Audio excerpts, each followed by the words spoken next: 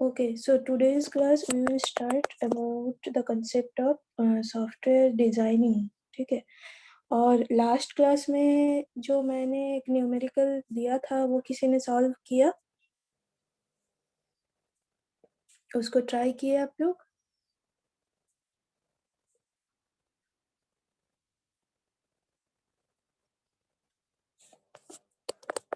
कोई कर पाए कि नहीं?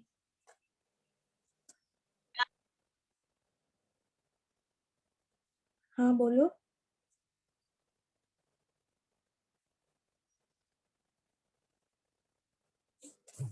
कोई नहीं किए हो?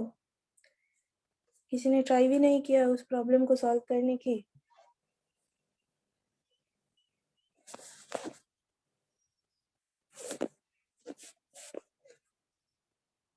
ठीक है, किसी को प्रॉब्लम हो रहा है उसको सॉल्व करने के लिए तो मैं उसको डिस्कस करूंगी। पहले कर लेते हैं। So what do you mean by software design? Design क्यों चाहिए होता है कि why the software designing is important? Design मतलब क्या है कि सॉफ्टवेयर जो स्पेसिफिक एक्टिविटी है जो आपको एक एक क्लाइंट को सेटिस्फाई करने के लिए ज़रूरी है। मीन्स सॉफ्टवेयर सिस्टम जिस हिसाब से क्लाइंट को चाहिए अगर उसको हम क्या करें कि इम्प्लीमेंट करें, मीन्स यूजर रिक्वायरमेंट के बेसिस पे अगर हम एक सॉफ्टवेयर को इम्प्लीमेंट करें with the help of software coding and implementation, that is called software designing. Okay, so designing, why designing is important means if there is the concept of correctness, अगर एक good software design को हम correctly implement करें और उसके हर एक functionality को उस सिस्टम में चेक करें तो मतलब चेक करना वो दैट इज़ इम्पॉर्टेंट। ठीक है, तो एक सॉफ्टवेयर डिज़ाइन करने के टाइम पे हमें उसका करेक्टनेस चेक करना है, वो अच्छे से अंडरस्टैंडेबल होना चाहिए। मतलब एक good software design should be easily understandable. ठीक है, मतलब अच्छे से उसको समझना होगा।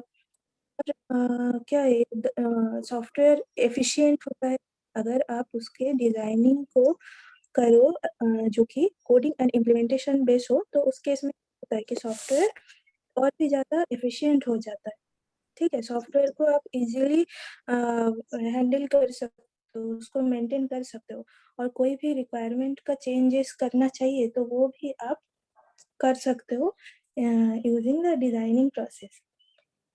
तो डिज़ाइन क्या होता है? डिज़ाइन आपको क्या करता है कि इम्प्लीमेंट करने के लिए ईज़ी करता है, अंडरस्टैंडेबल करता है और रिलायबल करता है। ठीक है, एक सॉफ्टवेयर मतलब एनवायरनमेंट के अकॉर्डिंग। ओके, और डिज़ाइन कितने तरीके का हो सकता है और क्या-क्या उसका यूज़ेस है? कैसे हम अगर दोनों डिफरेंट सिस्टम हो, उसमें हम कैसे कोई भी डिज़ाइनिंग को इम्प्लीमेंट करें, वो हम चेक करेंगे। तो दो मेथड्स आर देयर। अच्छा, first of all software designing levels कैसे क्या उसका लेवल्स क्या है? Architectural design, high level design, detailed design, ये सब उसका डिज़ाइनिंग लेवल होता है। आर्किटेक्चरल डिज़ाइन मीन्स व्हाट कि मतलब जो भी प्रॉपर्टीज़ है उस सॉफ्टवेयर का, जो भी रिस्पॉन्सिबिलिटीज़ है वो और जैसे कि जो भी इंटरफेसेस रिलेशनशिप अगर हम चेक करना चाहें बिटवीन द 2 मॉड्यूल्स या फिर दोनों सिस्टम के अंदर, तो वो क्या होता है, वो हम आर्किटेक्चरल डिज़ाइन से चेक करते हैं। Means overall structure will be design in architectural design. ठीक है? आप पहले आर्किटेक्चर को सेट करते हो। मीन्स अब क्या बोलते हैं वहाँ पे कि हम क्या कर रहे हैं कि ओवरऑल स्ट्रक्चर को एक सिस्टम का ओवरऑल स्ट्रक्चर को हम उसका डिटेल डिज़ाइनिंग कर रहे हैं। ठीक है? डिटेल्ड सॉरी ओवरऑल स्ट्रक्चर को हमने क्या किया कि इम्प्लीमेंट किया। डिटेल डिज़ाइन में क्या बोल रहे हैं कि डिटेल डिज़ाइन एक स्पेसिफिकेशन होता है आपका इंटरनल एलिमेंट का जो कि एक मेजर सिस्टम कंपोनेंट्स का structure, properties, relationship and how the system will be processed, ठीक है, यूजिंग सम एल्गोरिदम, वो आप क्या करते हो, डिटेल डिजाइन में बोलते हो। मतलब जो जो उसमें प्रॉपर्टीज यूज हो रहा है, क्या रिलेशनशिप है, स्ट्रक्चर मेथड क्या है, जैसे वहां पे कौन कौन सा डेटा है, उसका control instruction between the units, ठीक है। और अगर कोई भी यूनिट्स का चेंजेस हो रहा है, यूनिट का स्टेट अगर चेंजेस हो रहा है, ठीक है, यूनिट्स के अंदर कोई भी पैकेजिंग और इम्प्लीमेंटेशन हो रहा है, algorithm and what are the data structures are used, that will be designed in detail design level, ठीक है। So these are the concept of architect, different type of designing. Okay, so आज हम पढ़ेंगे कि main 2 modules होता है, एक होता है आपका cohesion and another is coupling. Okay, so what do you mean by cohesion and what is the concept of coupling? वो आज हम कपलिंग के बारे में देखेंगे फर्स्ट, ठीक है। तो मीन्स यहाँ पे क्या हो रहा है कि आप देख रहे हो, कपलिंग मेजर करता है क्या, the degree of interdependence. Okay, means ये क्या बोलता है कि देखो लिखा है कि coupling is a measure that defines the level of interdependability among the modules of the program।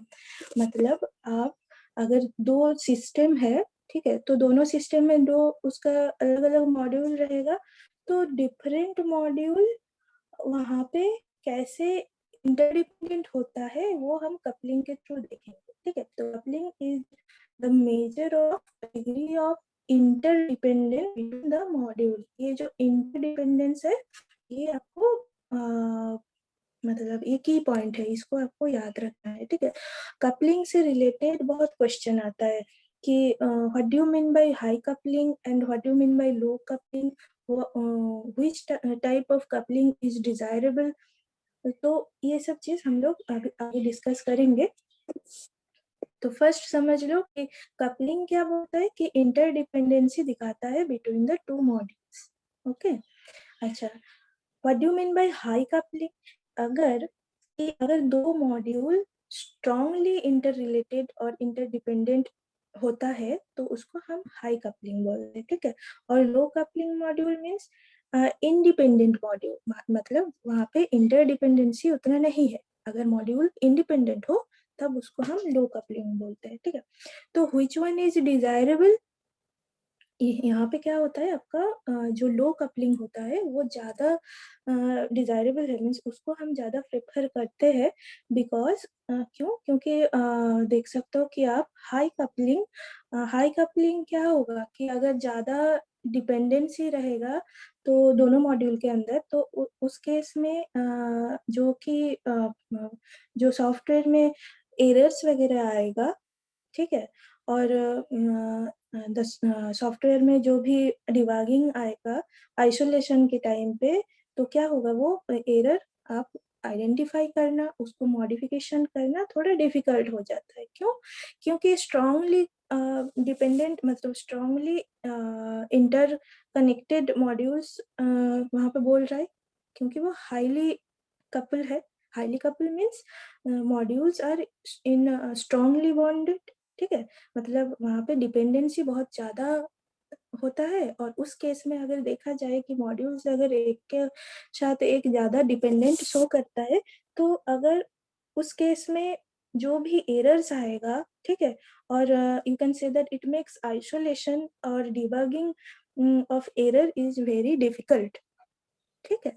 तो उसको हम वो डिजायरेबल नहीं होगा। हमको क्या चाहिए कि इसीलिए हमको लो कपलिंग चाहिए, ठीक है। डिजाइनिंग इशू में हमें लो कपलिंग चाहिए, जो कि ये शो करता है कि मॉड्यूल इंटरडिपेंडेंट जितना ज्यादा होगा उसमें हमें ज्यादा फायदा है, ठीक है ना। तो कैसे हम इसको कंट्रोल करेंगे, ठीक है। तो कंट्रोल हम लोग क्या कर सकते हैं कि अगर एक्सचेंज इंफॉर्मेशन जो भी है उसको अगर हम क्या बोले कि बिटवीन द टू मॉड्यूल्स अगर इंफॉर्मेशन जो भी एक्सचेंज हो रहा है उसको अगर कंट्रोल करना कर पाए, ठीक है, तो हम ये प्रॉब्लम को सॉल्व कर सकते हैं, ठीक है। तो इस केस में आप ये कर सकते हो कि जो जो कंट्रोल इंफॉर्मेशन है उसको छोड़ के आप जो भी डेटा है उसी को अगर हम पास करें, ठीक है, तो तब हम क्या कर सकते हैं कि कोई भी कपलिंग को हम अच्छे से उसका डिजाइनिंग और इम्प्लीमेंटेशन कर सकते हैं, ठीक है। तो क्या हो रहा है कि हाई कपलिंग में हम ये देख रहे हैं कि मॉड्यूल्स आर स्ट्रांगली इंटरडिपेंडेंट, तो in that case you can see that there should be more errors will come, and it makes the isolation or debugging of the error very difficult, ठीक है। That's why we are using low coupling, okay. और low coupling, और अगर ऐसा errors वगैरह आ भी जाए तो उसको हम कंट्रोल कैसे कर सकते हैं कि अगर हम जो भी इंटर रिलेटेड इंफॉर्मेशन एक्सचेंज हो रहा है बिटवीन टू मॉड्यूल्स, उसको अगर हम थोड़ा कंट्रोल कर ले, उसका अमाउंट ऑफ इंफॉर्मेशन एक्सचेंज जो भी हो रहा है उसको अगर कंट्रोल कर ले, तो हम इस कपलिंग के जो भी मेथडोलॉजी, जो भी प्रॉब्लम्स आ सकता है ड्यूरिंग द डिबगिंग, तो वो हम सॉल्व कर सकते हैं, ठीक है। और कैसे उसको कंट्रोल करेंगे कि ऐसे कंट्रोल करें कि जो डेटा है हम उसी को ही सिर्फ पास करें, जो कंट्रोल इंफॉर्मेशन है उसको अगर ना पास करें तो उस केस में हम डिजाइनिंग अच्छे से कर पाएंगे, ओके। अच्छा, तो different type of coupling, couplings और देखो, डेटा कपलिंग, फिर stamp coupling, control coupling, common coupling, content coupling, ठीक है। तो 5 levels of couplings are there, और एग्जाम में आपको पूछेगा कि how many types of coupling, आपको ये याद रखना है, ठीक है, कि और which one is low coupling and which one is high coupling, ठीक है, कौन सा डिजायरेबल है, कौन सा लीस्ट डिजायरेबल है, ठीक है। तो मैंने क्या कहा अभी कि अगर कपलिंग को कंट्रोल करना है तो हमें क्या करना होगा कि डेटा को पास करना होगा रेदर देन कंट्रोल इंफॉर्मेशन, ठीक है। कंट्रोल इंफॉर्मेशन को छोड़ के अगर हम सिर्फ डेटा को पास करें तो उस केस में क्या होगा कि हम बोल सकते हैं कि that is the most desirable coupling. तो यहाँ पे देखो, डेटा कपलिंग जो है ये ये आपका मोस्ट डिजायरेबल है, means that is the best designing process, ठीक है। और कंटेंट कपलिंग जो है ये वर्स्ट डिजाइनिंग प्रोसेस, तो ये लीस्ट डिजायरेबल होगा, ठीक है। तो what do you mean by data coupling and content coupling, ये हम पढ़ेंगे अब। तो एक चीज आपको ये क्लियर रखना है कि हमारे लिए लो कपलिंग ज्यादा डिजायरेबल है। तो अगर डेटा कपलिंग आपके पास लीस्ट डिजायरेबल है तो ये क्या हो जाता है, one type of high coupling हो जाता है, ठीक है। और content coupling, sorry sorry sorry, data coupling अगर मोस्ट डिजायरेबल है तो ये क्या हो जाता है, लो कपलिंग हो जाता है। और कंटेंट कपलिंग अगर लीस्ट डिजायरेबल है तो देन ये क्या हो जाता है, हाई कपलिंग हो जाता है, ठीक है ना। तो हाई कपलिंग हमको नहीं चाहिए, हमको लो कपलिंग चाहिए, ठीक है, जहाँ पे क्या हो कि मॉड्यूल इंटरडिपेंडेंट हो। तो डेटा कपलिंग में वही होता है। तो ऐसा भी क्वेश्चन आता है आपको कि different type of couplings are there, तो which one is least desirable और high coupling, and which one is low coupling, ठीक है। तो अगर आपको बोले तो data coupling is low coupling, क्यों, क्योंकि ये मोस्ट डिजायरेबल है और this is the best designing concept, okay. और कंटेंट कपलिंग आपका क्या है, हाई कपलिंग है जो कि लीस्ट डिजायरेबल है, and this is the worst designing process, ठीक है। अच्छा, तो what do you mean by data coupling, अब ये तो ज्यादा जरूरी है। तो डेटा कपलिंग क्या बोलता है, data coupling is when two modules interact with each other by means of passing data as parameter. ठीक है, तो यहाँ पे कि communication between the two modules occur when only the passing necessary data only that will pass the necessary data. ठीक है, उस case में आप कोई भी कंट्रोल इंफॉर्मेशन को पास नहीं कर रहे, ठीक है ना. So data are passed using the parameters. तो यहाँ पे सिर्फ डेटा ही पास हो रहा है, ठीक है, कोई कंट्रोल इंफॉर्मेशन नहीं पास हो रहा है. So that is called data coupling. इसीलिए ये ज्यादा इम्पॉर्टेंट है और ये ज्यादा हमें डिजायरेबल है, क्योंकि ये लो कपलिंग है कि इंटरडिपेंडेंट मॉड्यूल को बताता है. ठीक है. Stamp coupling. Stamp coupling means कि आप यहाँ पे देखो, when the multiple modules share common data structure and work on different part of it, it is called stamp coupling. अच्छा, तो स्टैम्प कपलिंग मीन्स क्या कि इसका मतलब क्या है कि अगर आप देखते हो कि एक कंप्लीट डेटा स्ट्रक्चर पास हो रहा है one module to another module, ठीक है, तो ड्रॉबैक क्या हो सकता है. उस केस में आप देख सकते हो कि आपको पूरा स्ट्रक्चर, जो पूरा डेटा स्ट्रक्चर है वो नहीं चाहिए होता है, उसमें से सिर्फ कोई भी एक मॉड्यूल को आपको चाहिए होता है. ठीक है, तो मतलब कोई भी एक पार्ट ऑफ डेटा स्ट्रक्चर आपको चाहिए होता है. लेकिन यहाँ पे अगर देखा जाए कि एक मॉड्यूल से अधिक मॉड्यूल में पूरा ही जो भी आपका डेटा स्ट्रक्चर था वो अगर पास हो रहा है, तो उस केस में हम उसको स्टैम्प कपलिंग बोलते हैं. ठीक है. So stamp coupling, it occurs when complete data structure is passed from one module to another. ठीक है. So in that case, you can say that the entire data structure, if the entire data structure is not required, only a part of the data structure is needed. In that case, this is the drawback. ठीक है. सो stamp coupling आपके लिए तब drawback हो जाएगा, क्योंकि वहाँ पे पूरा कंप्लीट डेटा स्ट्रक्चर आपके दोनों मॉड्यूल में वो क्या हो रहा है, एक्सचेंज हो रहा है. ठीक है. अच्छा, कंट्रोल कपलिंग क्या बोलते हैं. Control coupling is what two modules are called control coupled if one of them decides the function of other module or changes its flow of execution. अच्छा, तो आप बोल सकते हो कि कंट्रोल कपलिंग ऐसा है कि कंट्रोल इंफॉर्मेशन को पास करते हुए अगर दोनों मॉड्यूल के अंदर कोई भी कम्युनिकेशन सेटअप होता है, ठीक है, तो उसको हम कंट्रोल कपलिंग बोलेंगे. जैसे कि आप बोल सकते हो कि जैसे control modules are flows between the two modules, जैसे फ्लैग्स, डेटा. ठीक है, ये क्या होता है कि एक आप क्या करते हो कि यहाँ पे एक मॉड्यूल में सेट होता है और अलग मॉड्यूल से हम उसको इम्प्लीमेंट और मतलब उसको कंट्रोल कर रहे हैं. ठीक है. Control coupling means control information pass हो रहा है एक मॉड्यूल से दूसरे मॉड्यूल के पास. ठीक है. तो यूजिंग सम फ्लैग्स, डेटा, ये क्या कर रहा है, उसको हेल्प करने, कंट्रोल कपलिंग होने के लिए हेल्प कर रहा है. तो आप ये अगर देखते हो कि एक मॉड्यूल दूसरे मॉड्यूल के ऊपर डिपेंडेंट है कंट्रोल इंफॉर्मेशन के लिए, ठीक है, तो उस टाइप ऑफ कपलिंग को हम बोलते हैं कंट्रोल कपलिंग. ओके.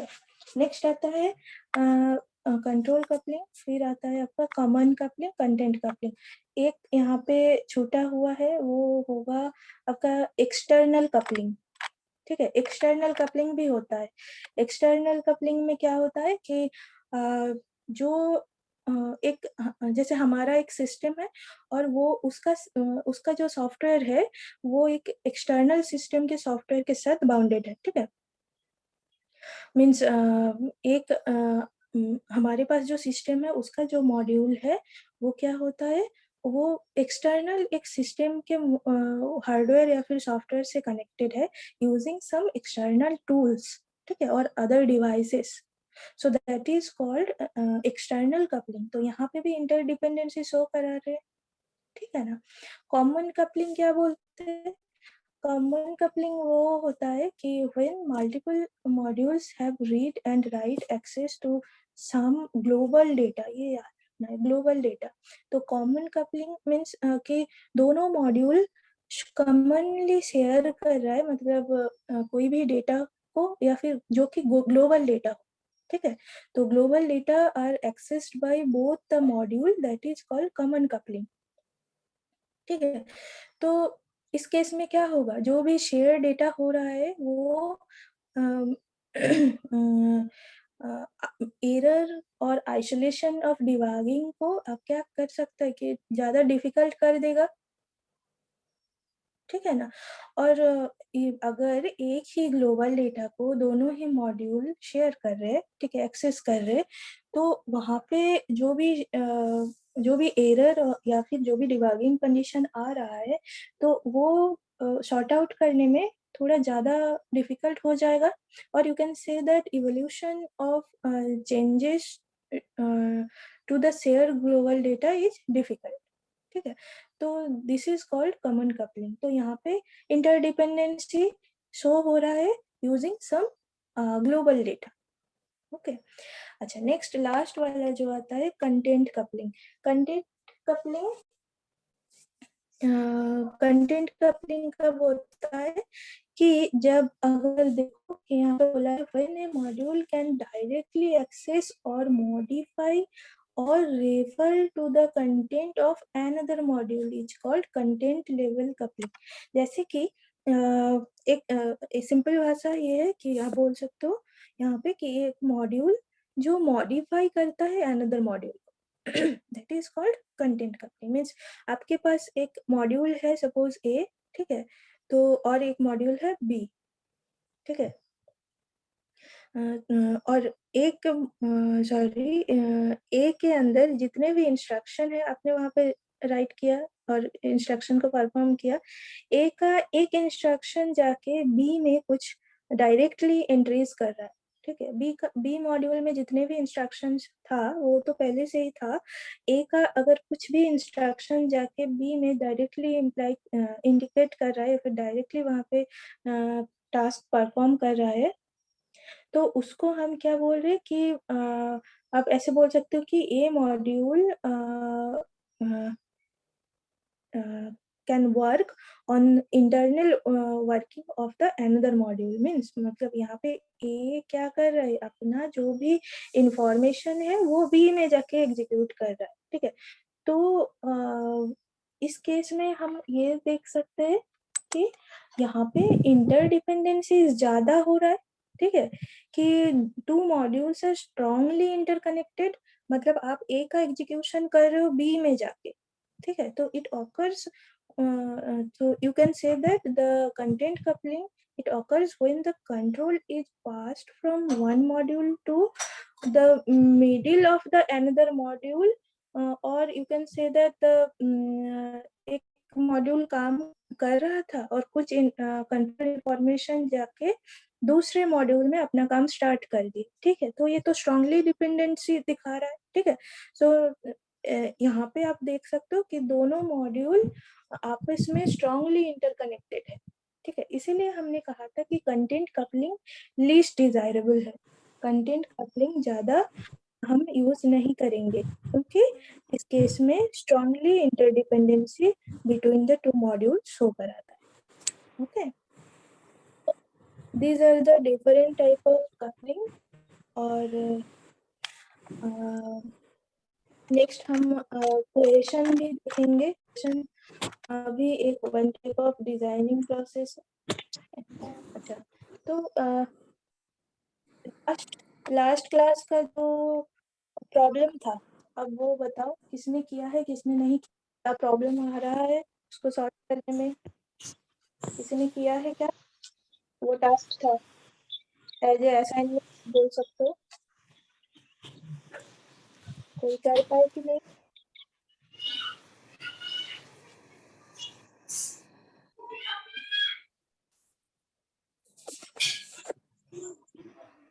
कर सकते हो?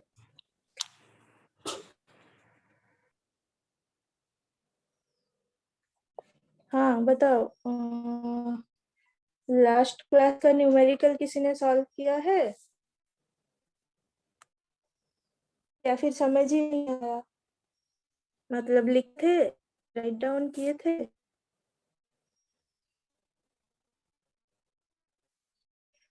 ओके चलो, किसने नहीं किया है तो और एक बार मैं उस एक न्यूमेरिकल को सॉल्व के लिए आप लोगों को बोलूंगी, और जो है वो मैं आपको as a assignment Google classroom में पोस्ट करूंगी, ठीक है? आपको वो प्रॉब्लम सॉल्व करना है, एटलीस्ट ट्राई तो करना है, ठीक है?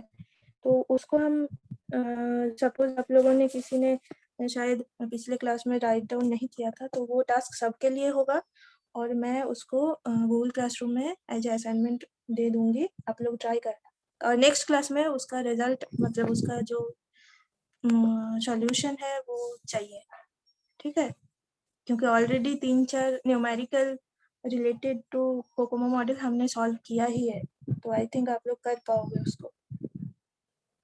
Okay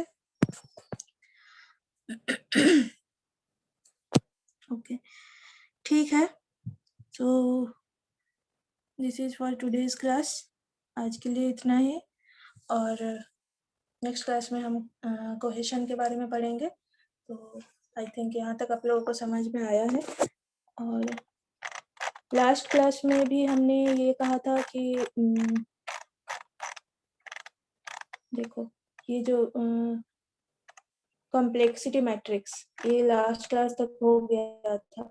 software matrices, makeup साइक्लोमेट्रिक complexity, इसके एग्जांपल्स वगैरह भी एग्जाम में बहुत बार पूछा जाता है, जो कि हमने एनालिटिकल मॉडल और इसका डिफरेंस भी हमने देखा था कि साइक्लोमेट्रिक कॉम्प्लेक्सिटी क्यों यूज होता है, एनालिटिकल मॉडल पहले यूज होता था, तो उसमें क्या डिफरेंस मतलब उसमें क्या हम चीज ये देखे कि differentiation between cyclometric and analytical model. Analytical model में हमने कोई भी स्यूडो कोड का लेंथ, उसका वॉल्यूम, ये सब निकाल पा रहे थे, लेकिन साइक्लोमेट्रिक मॉडल में सिर्फ हमने क्या किया था कि ये पहले पहले यूज होता था, वहाँ पे हमने क्या किया था, सिर्फ वर्टिसेस और एजेस को लेके हमने कनेक्टिविटी, सॉफ्टवेयर का कनेक्टिविटी या फिर प्रोग्रामिंग का कनेक्टिविटी को शो किया, ठीक है ना? ठीक है, आई थिंक ये भी समझ में आया है लास्ट क्लास का जो लेक्चर था। और जो जो न्यूमेरिकल हम करा रहे हैं वो बहुत ही इम्पोर्टेंट है, जैसे क्रिटिकल मेथड में हमने क्रिटिकल पाथ मेथड का जो प्रॉब्लम सॉल्व किया है, कोकोमो मॉडल में मेनली यही सब प्रॉब्लम एग्जाम में आता है, ठीक है?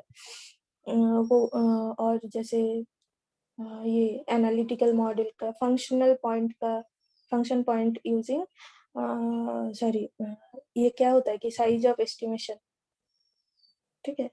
साइज को हम कैसे एस्टिमेट करेंगे using lines of code, function point, उसका कैलकुलेशन याद है ना? अनएडजस्टेड फंक्शनल पॉइंट कैसे निकालना है, तो ये सब न्यूमेरिकल आपको एग्जाम में पूछता है और आपको ये आना चाहिए। बाकी तो ये थियोरेटिकल सब्जेक्ट है, थियरी ही ज्यादा रहेगा, न्यूमेरिकल्स भी आपको सॉल्व करना। और लैब वगैरह में हो रहा है ना क्लासेस लैब का, उसमें अभी तक क्या क्या हुआ है? आई थिंक यूएमएल डायग्राम के रिलेटेड कुछ चल रहा है, नहीं?